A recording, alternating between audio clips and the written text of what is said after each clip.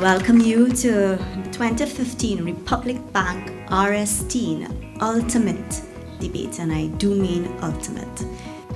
Today, as I said, we are in for a treat to listen to our finalists, Northgate College, Fatima College, and Queen's Royal College. The debate topic is, be it resolved that the enforcement of the anti-gang legislation is the only way to eliminate gang involvement by school-age youth in Trinidad and Tobago. Our first group of debaters, Fatima College and Queen's Royal College, to please join me in front. Our debaters for Fatima College, which is the proposition team, are Nathan Boynes and Brandon Koo. Thank you. And our debaters for Queen's Royal College, which is the opposition team, are Okera Duncan, Jonathan Paul, and Ronaldo Blake. That being said, can I say let the games begin? Good morning, Madam Chair, distinguished judges and guests, my worthy opponents, esteemed colleague. Today we have come here to consider an opportunity for redemption of our youth who have fallen by the wayside. Now let me make it abundantly clear. No single piece of legislation can ever solve a problem as complex as gang involvement. But to expel it, to get rid of it, to remove all gang involvement by youth in Trinidad and Tobago, we have one hope, and that is the anti-gang legislation. It promises harsh penalties for vile offenders, and, in the words of the then Attorney General, it also will act as a potent deterrent to crime. And the most affected will be the youth. Those who will, looking for a sense of belonging, will fall prey to the traps laid by the unrepentant criminal element. There is one way to act, and we must act now. I beg to propose. Thank you very much, Nathan. And before you are seated, we do have a point of information. Do you accept? Yes, I do.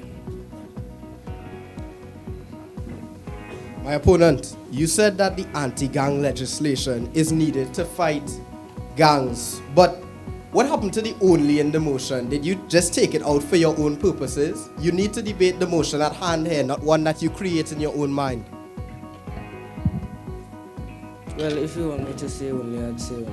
That doesn't change anything. That doesn't change the facts that I've just presented. Thank you very much. Then our first proposition speaker representing Fatima College, Nathan Boynes.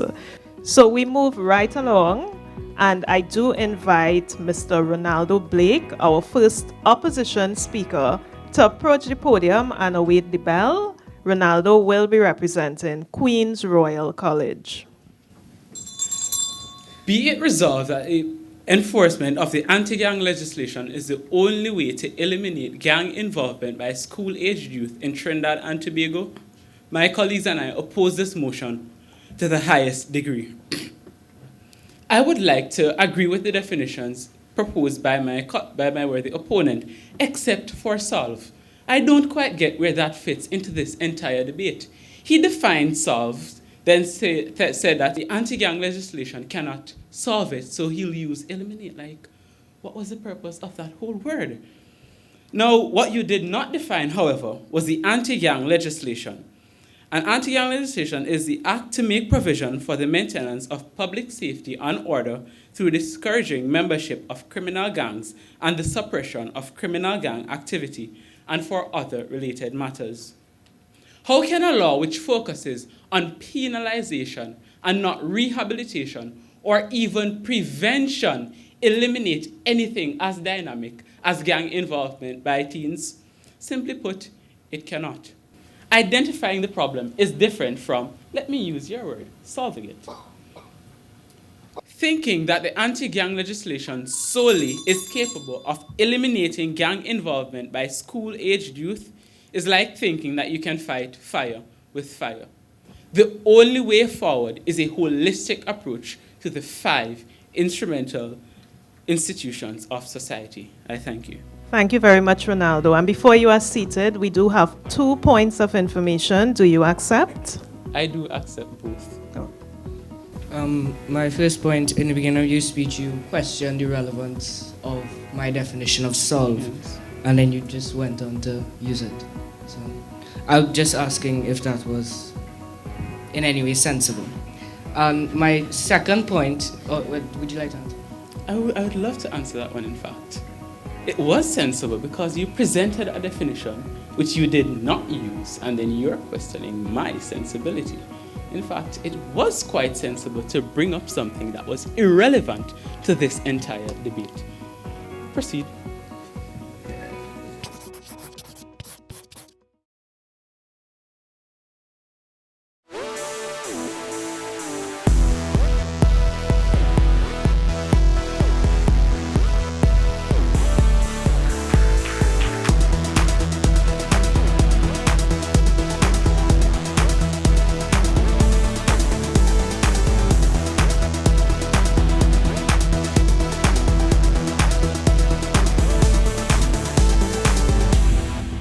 Republic Bank, we're the one for you.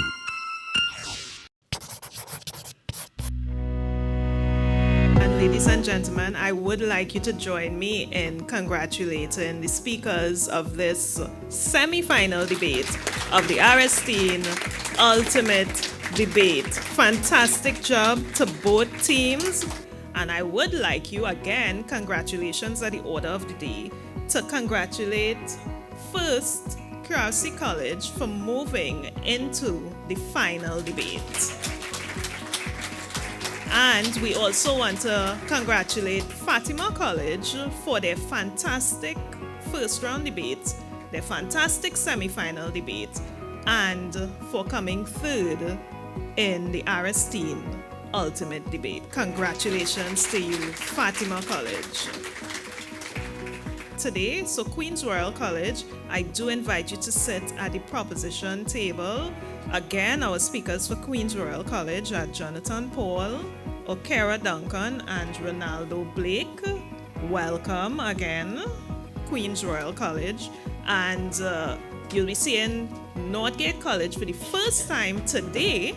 Northgate was our overall winner at the preliminary round, highest scorer. Our speakers for Northgate College are Kai Fairman, Zachary Joel, and Sinead Ali will actually be their reserve today.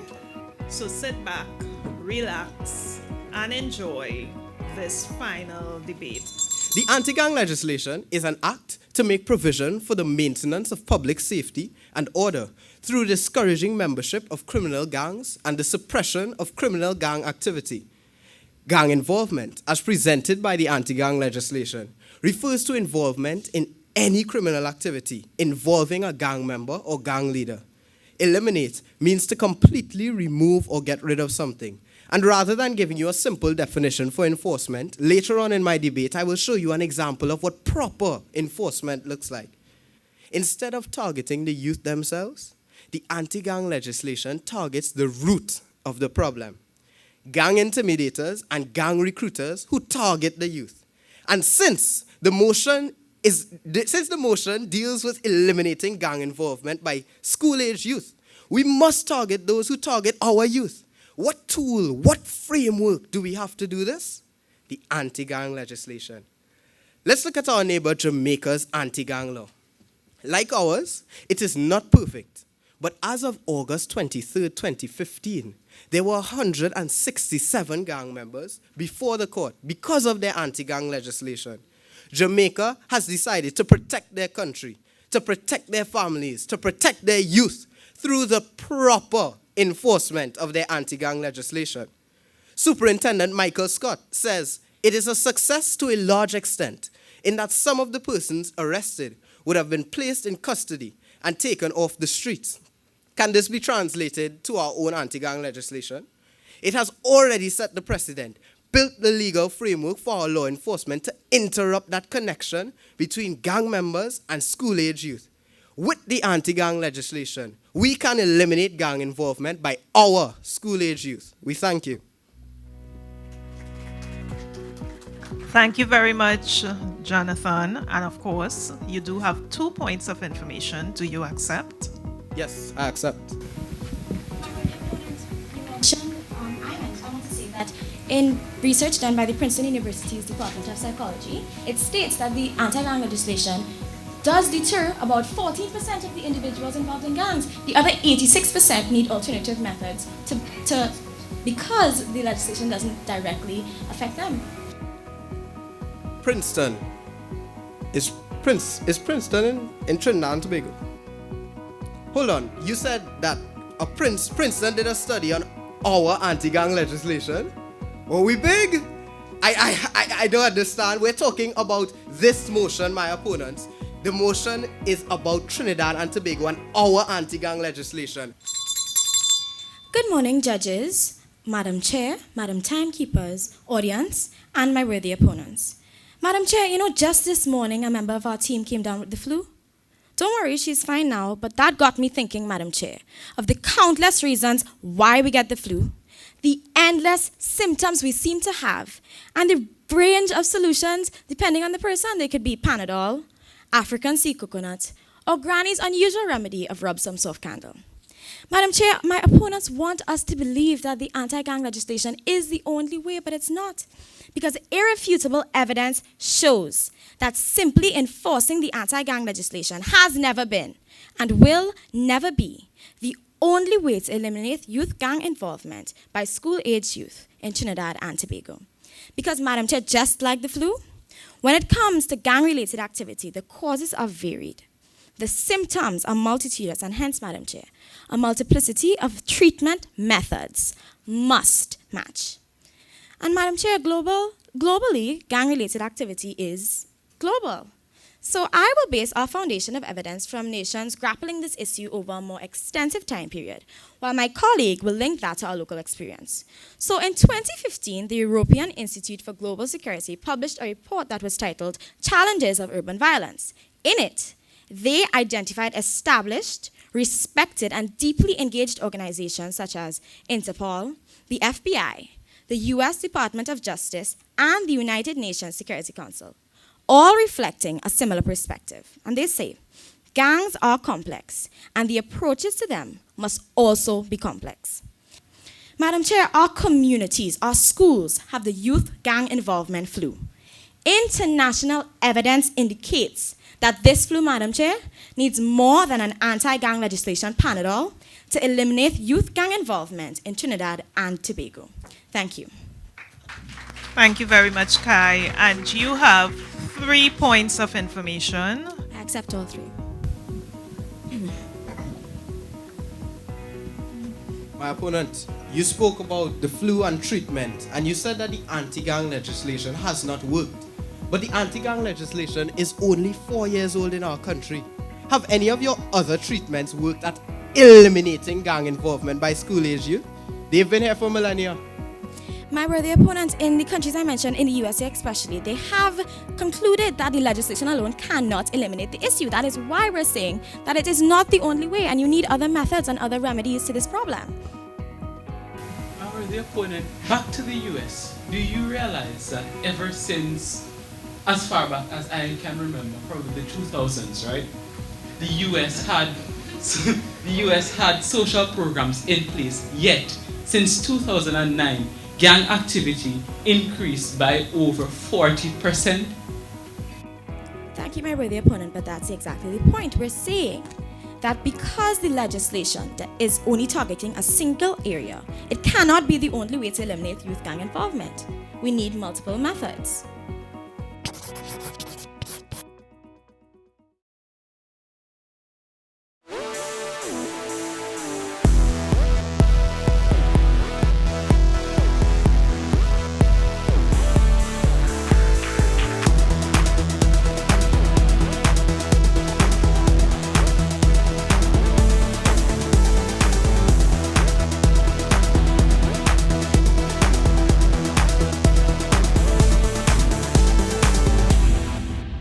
Public Bank, we're the one for you.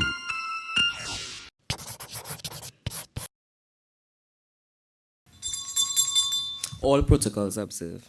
Madam Chair, I don't believe you allowed such a baseless and unsensible argument to even perforate these lovely halls. But fear not, Clark Kent is here. Imagine the opposition came up here and said that the anti-gang legislation with 4 years hasn't accomplished nothing.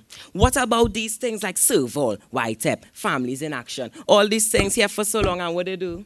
You're saying that we need a holistic approach. But if the other institutions in society not picking up the slack, then the government need to take more stringent efforts.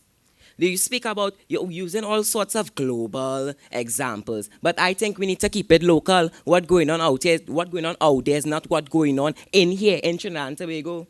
And apart from that, they're saying that students are forced to join. And that is why we need the anti-gang legislation, so these predators and leeches would be sucked out and pulled out of society so that they would not influence the youths in the first place. My attentive audience, we in the proposition of the firm view that yes, different programs and activities can help, but can they eliminate? We need something more expansive, something that can reach a greater audience and sweep the country at large. Imagine Families in Action, and no bashing to you all, has one location on Marival Road. Look, for example, in my school, of nearly 800 students, we only have one social worker.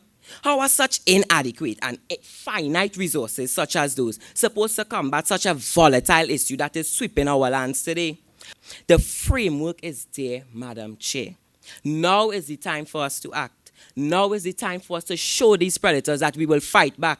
And now is the time for us to protect and serve our youths. And with all that said, that is why the anti-gang legislation is the only way that could properly eliminate gang involvement by school-age youths. I thank you.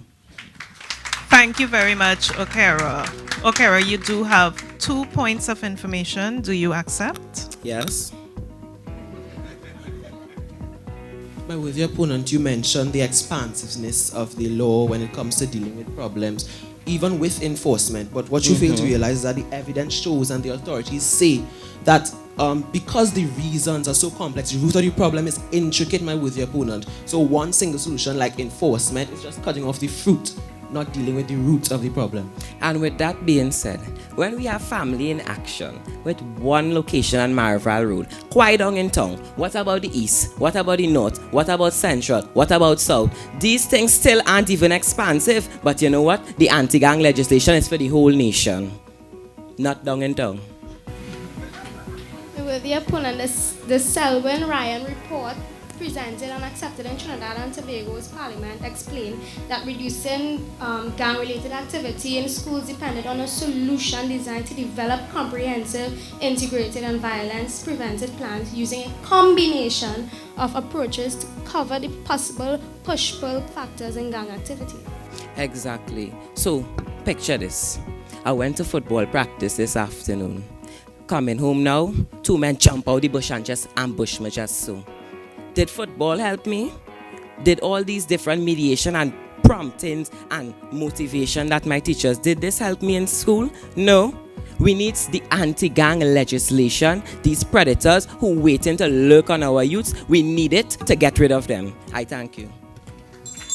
While the anti-gang legislation assists with suppressing violence, it does not effectively deal with the root socio-economic causes, resulting in a re-emergence of gangs and gang culture in schools, sometimes, Madam Chair, more resilient than before. My worthy opponent spoke about the power and effectiveness and the wide reach of the legislation and how it targets the root, but they fail to realize that punishment for crimes is simply attacking the fruit of the tree that has already rooted itself in society, that is, in the garden that is society. The alternatives all deal with the root, the complex, intricate roots of the problem. Madam Chair, UWI's Criminology Unit produced an extensive report titled The Impact of Alternatives in Hotspot Policing. Their qualitative and quantitative research conducted in several local communities revealed some interesting statistics. 78% of residents believed that the success of crime reduction initiatives was not dependent solely on a unilateral anti-gang legislation approach. They also supported methods developed through an understanding of the reasons attracting juveniles to school gang activity. There it is again, the complex, intricate root system of the problem in our society. Whereas the anti-gang legislation only cuts off the head of the weeds, they fail to realize it needs to be uprooted completely.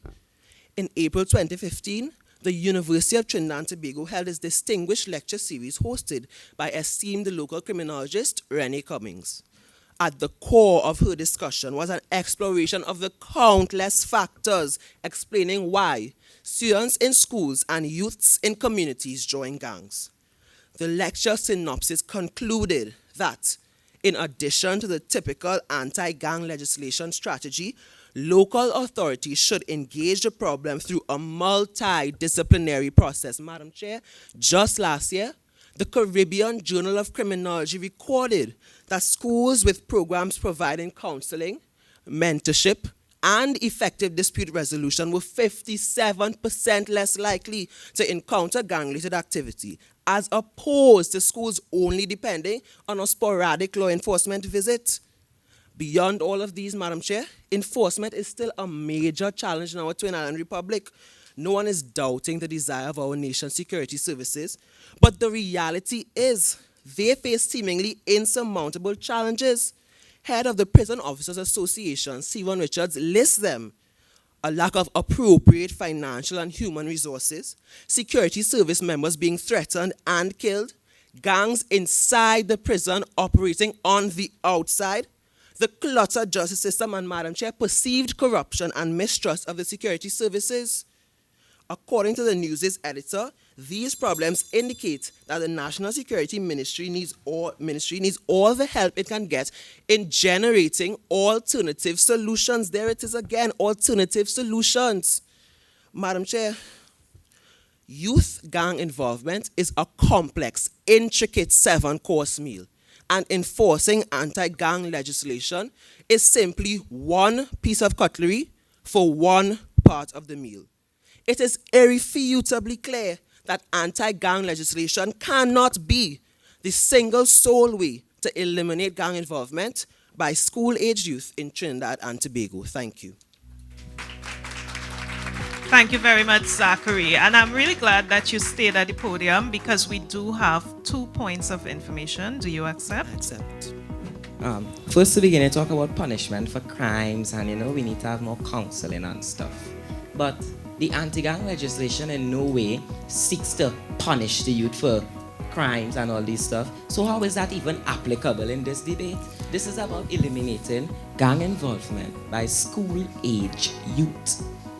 My worthy opponent, the legislation is a legislation that lists, as part of it, a list of punishment for crimes done. So, for example, for harboring a criminal, there's a punishment. For murder, for recruiting within 500 meters of a school, there's a punishment. So, yes, it is incorrect to say that it's not about punishment, because the legislation is about punishment for crimes.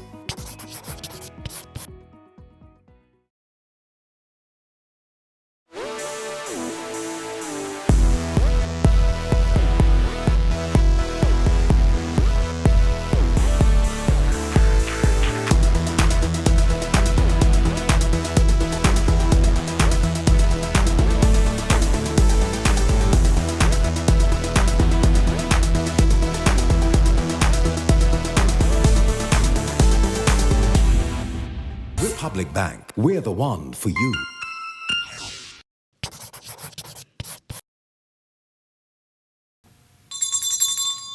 Madam Chair, I suggested that you eat something, but I didn't give you any recommendations. Well, there's Buzos, Rizonis, Jaffa Ruby Tuesdays, TGI Fridays, Zanzibar, and even Texas de Brazil, Madam Chair, all to say there are thousands of alternatives available to satiate your hunger, thousands of restaurants in Trinidad and Tobago, all because there are so many different tastes to satiate the hunger of so many different people.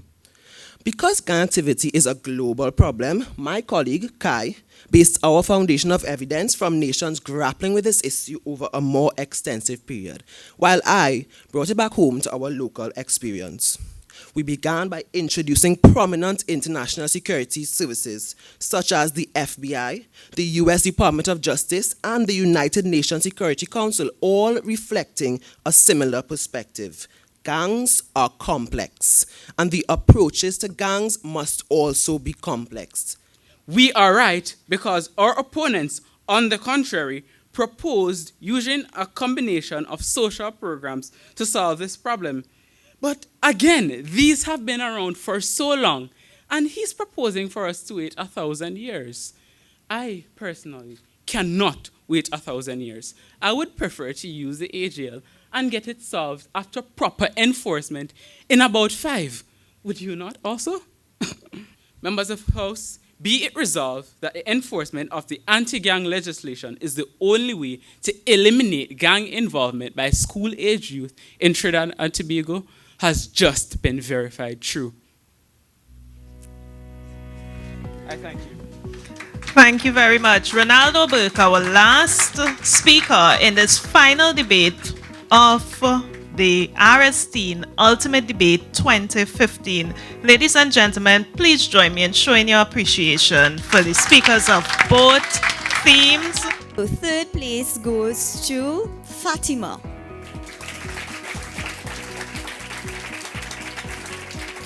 So the second place goes to, I'll say it formally now, Queen's Royal College with 230 points. Well done. And you know the first place now goes to Northgate College with 242 points. Well, each year we choose a topic that, is impacting on society and especially our young people, because, our topics have varied from teenage pregnancy to suicide. So we said, let's deal with gangs, because gangs is, a hot topic right now. It's so much killings going on and so much young guys in particular, and they have girls as well getting involved in, gang-related activities. So let's choose a topic that is an issue right now, and let's deal with it in a positive manner.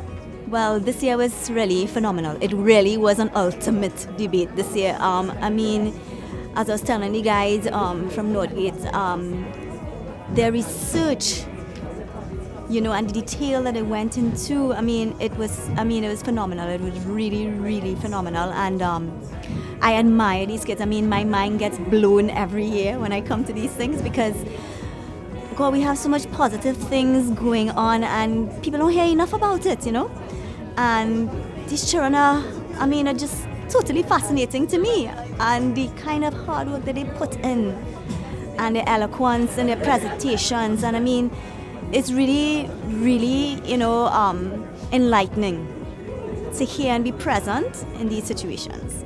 I enjoy doing this topic because I realized that if I hadn't had to do it for debate, I probably wouldn't have been aware of what the legislation said and how it applies to youth and the actual real issues that it tries to fix, that it's implemented to fix. So that was really a good part I find about using this motion. Debating is really, it really has to be your passion. And if speaking is your passion, even though you might be scared of a crowd, it shouldn't really stop it, because debating is kind of like speaking for a purpose.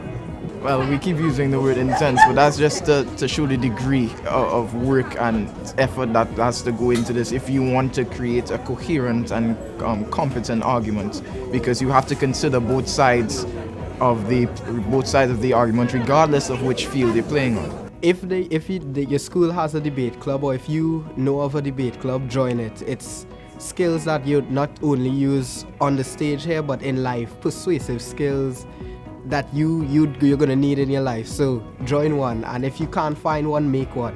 Like when it comes to public speaking, I think confidence is key, because the audience aren't your enemies. They want to hear what you have to say, and the more confident you are, the more they'll respond to that. So I think the more confident you are, the better it is for you. All may strive, but the prize is not for all.